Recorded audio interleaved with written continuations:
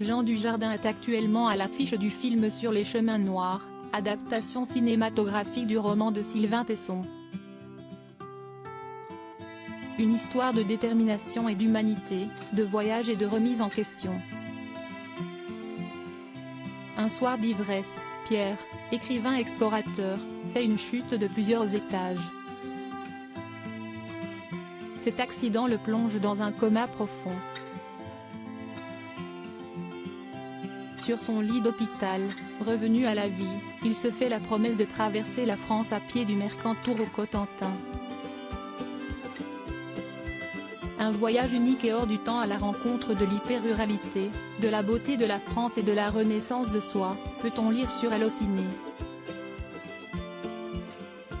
À cette occasion, l'acteur oscarisé était l'invité de Laurent Delahousse dans 20h30 le dimanche ce 19 mars 2023.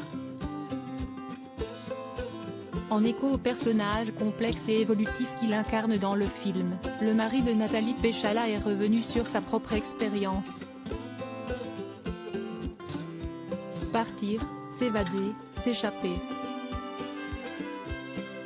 Ça a été utile pour vous aussi, de vous retrouver dans ça?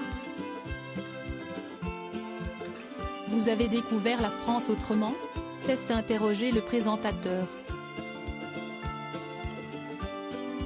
C'était un projet finalement assez universel.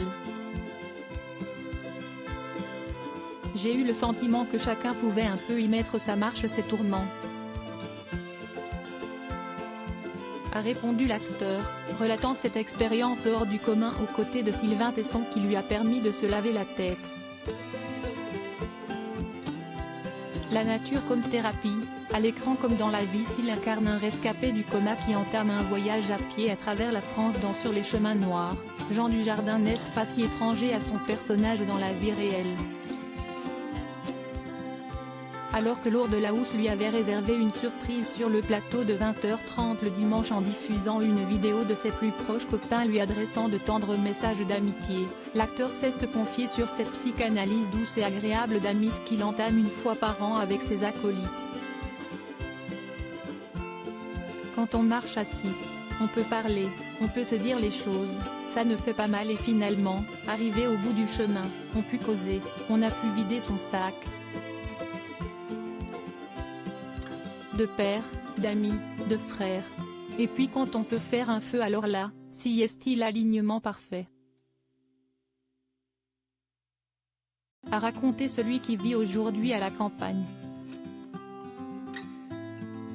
Une vie à l'écart, dans les arbres, loin des tumultes du cinéma, duquel il se réjouit de faire partie, mais qu'il ne laisse jamais l'envahir. Un équilibre nécessaire pour le père de famille qui admet avoir un rapport très intime avec ce métier, et n'avoir jamais voulu tout ça, la notoriété,